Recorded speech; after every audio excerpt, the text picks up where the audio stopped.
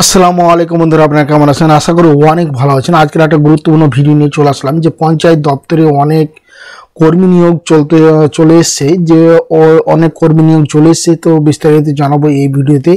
আমি সাদ্দাম হোসেন, আপনি দেখছেন Saddam CSC travel agency YouTube channel. Facebook থেকে দেখলে পেজটিকে ফলো করতে ভুলবেন না, আর ইউটিউব থেকে দেখলে চ্যানেলটিকে সাবস্ক্রাইব করতে ভুলবেন না।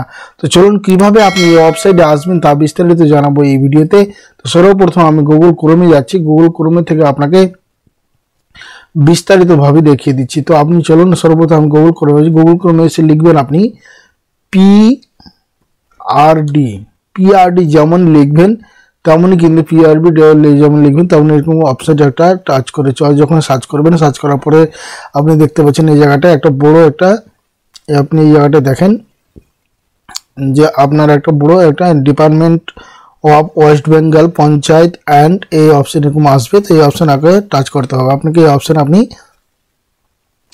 সর্বপ্রথম আপনি এই অপশনে এসে টাচ করবেন।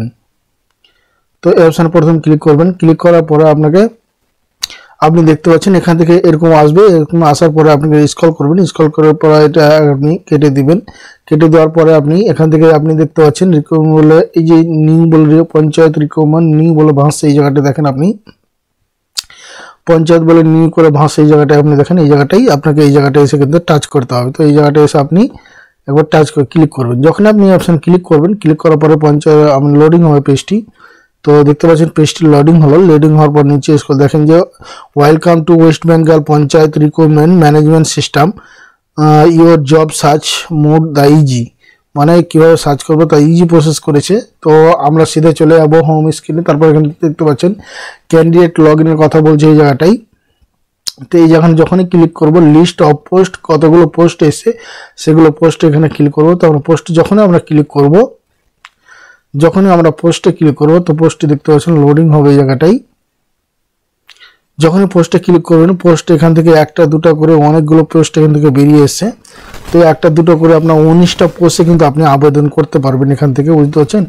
19টা পোস্টে কিন্তু আপনি আবেদন করতে পারবেন। তো একটা একটা করে সবটি এখান থেকে দেখতে পাচ্ছেন এক্সিকিউটিভ অ্যাসিস্ট্যান্ট অফ গ্রাম পঞ্চায়েত, তারপরে 2 নম্বরে আছে গ্রাম পঞ্চায়েত কর্মী, 3 নম্বরে আছে নির্মাণ সহায়িকা গ্রাম পঞ্চায়েত, আর 4 নম্বরে আছে সহায়িকা অফ গ্রাম পঞ্চায়েত, 5 নম্বরে সিকিউরিটি অফ গ্রাম পঞ্চায়েত, তারপরে আছে অ্যাকাউন্ট ক্লার্ক পঞ্চায়েত সমিতি, ব্লক ইনফরমেশন আর ক্লার্ক কম টাইপিং পঞ্চায়েত। তারপরে এক এক করে কিন্তু অনেকগুলো আছে এই জায়গাটাই, বুঝতে পারছেন? এক এক করে অনেকগুলো আছে। তো তারপরে আপনাকে দেখাচ্ছি। তো এখান থেকে এক এক করে অনেকগুলো 19টা পোস্ট আছে, বুঝতে পারছেন? তারপরে ওয়ার্ক অ্যাসিস্ট্যান্ট জেলা পঞ্চায়েত সিস্টেম ম্যানেজমেন্ট জেলা অ্যাসিস্ট্যান্ট।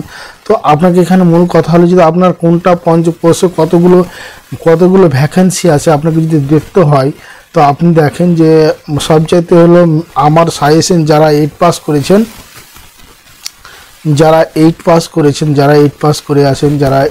করেছেন তারা এই অপশানে এসে আপনি দেখতে পারেন। আপনার জন্য এটা কিন্তু একটা মানে অ্যাপ্লিকেশন করতে পারবেন। তো আমরা দেখব এই জায়গাটাই যে এই গ্রাম পঞ্চায়েত যখন আপনি ক্লিক করবো, তো একটা একটা করে পিডিএফ এখান থেকে পিডিএফ খুলতে হবে। পিডিএফে যখন টাচ করবেন তারপর আপনি পিডিএফটা ওপেন করবেন। এখানে কী কী বলতে চাইছে আমরা জানতে চাইবো, দেখবো আমরা। তো সর্বপ্রথম আপনি এখানে দেখেন যে এখানে যে রিক্রুটমেন্ট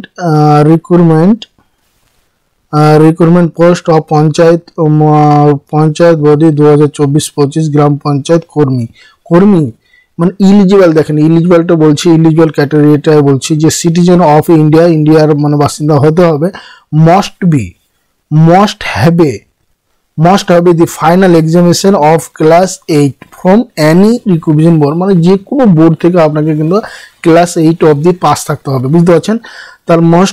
তারপর 8 পাস থাকতেই হবে। আর এখান থেকে এজ রিলেকশনের কথাটা দেখেন যে as first on the day January দিবস, মানে 1 জানুয়ারি থেকে আপনার 18 থেকে 40 বছরের মধ্যে হতে হবে। আর ওবিসি এও হলে আপনাকে 18 থেকে 43 বছরের মধ্যে হতে হবে। আর ওবিসি বি হলে 18 থেকে 43, আর শিডিউল কাস্ট হলে এদেরকে কিন্তু কিছু ছাড় পাবেন 18 থেকে 45, বুঝতে পারছেন? 3 বছর 5 বছরের ছাড় আছে। তো এখান থেকে একটা ছাড়ের আপনি পেয়ে যাবেন। তো বুঝতে পারছেন 8 পাস হলে কিন্তু আপনি গ্রাম পঞ্চায়েত কর্মীর জন্য আবেদন করতে পারবেন। আর পে স্কেল কত টাকা বেতন দিবে দেখেন, স্কেল পে লেভেল পে 17,000 থেকে আপনাকে আপ টু 43,600 টাকা দিবে। এবার পরীক্ষা কি কি হবে, কিভাবে আপনি জয়েন করতে পারবেন, এখানে সিলেবাস মক টেস্ট।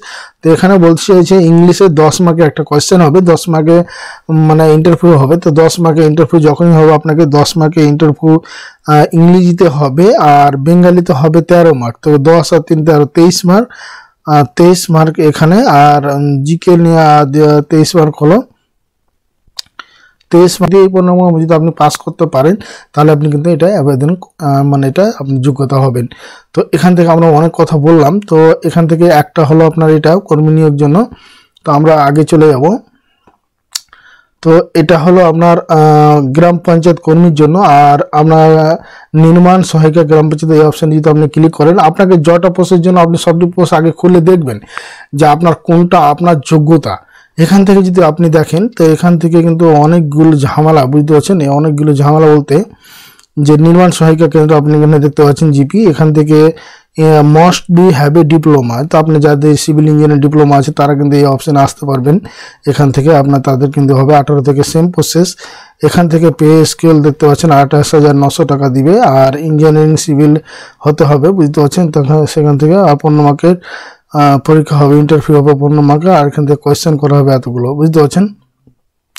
তো এখান থেকে একটা একটা করে কিন্তু আপনাকে সব কিছু কিন্তু আপনাকে দেখতে হবে। তো একটা একটা করে তারপরে আপনাকে এটা বললাম যে গ্রাম পঞ্চায়েত কর্মী এটা সবাই আবেদন করতে পারবেন, অসুবিধা নেই। আর নির্মাণ সহায়িকা এটা কিন্তু মুশকিল আছে। তারপর সহায়িকা অফ গ্রাম পঞ্চায়েত এটা কিন্তু একটা মানে মাধ্যমিক পাস করলে করতে পারবেন। তো একটা একটা করে আপনি সব কিছু দেখে নেবেন, না দেখলে কিন্তু আপনি অসুবিধা হবে।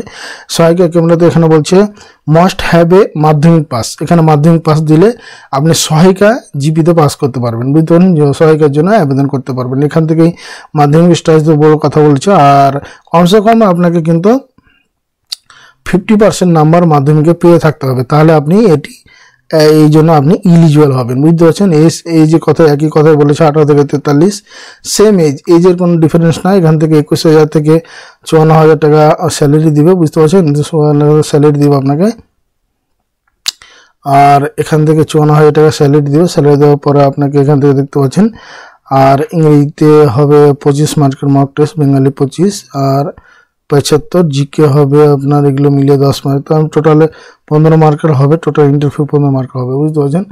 তো এটা হলো। আর আপনাকে পুরোটা দেখেন তো পুরোটা অনেক ভিডিও লম্বা হবে দাদা। তো আপনাদেরকে বলবো আপনারা যেটাতে আপনি সবটি একটা একটা খুলে দেখবেন, আপনার যেটা যে যোগ্যতা আপনার আছে সবটি একটা একটা করে কিন্তু আপনি এখান থেকে সবটি একটা একটা করে আপনি এখান থেকে কিন্তু আপনি দেখে নিতে পারবেন। আপনার যেটা পোস্ট হবে, আপনি যেটা সুবিধা হবে সেটা কিন্তু এখান থেকে দেখে নিজেই আপনি নিজে দেখে নেবেন যে হ্যাঁ এটা আমার যোগ্যতা, আমি এটা অ্যাপ্লিকেশন করতে পারবো। তো বন্ধুরা এই ছিল ভিডিওটা যদি ভালো লাগে বন্ধুরা অন্যদেরকে দেখার সুযোগ করে দাও। আর আমি খুব শীঘ্রই অনলাইন কিভাবে অ্যাপ্লিকেশন করতে হবে তার ভিডিও কিন্তু অবশ্যই আমি নিয়ে আসবো। আপনি অবশ্যই চ্যানেলটিকে সাবস্ক্রাইব করে সঙ্গে থাকুন। আর ভিডিওটা যদি ভালো লাগে অবশ্যই অন্যদেরকে দেখার সুযোগ করে দিন শেয়ারের মাধ্যমে। অবশ্যই আমি কিন্তু ফাইনালি আপনাকে কিভাবে অনলাইনে অ্যাপ্লিকেশন করতে হয় তার প্রসেস কিন্তু নিয়ে আসবো।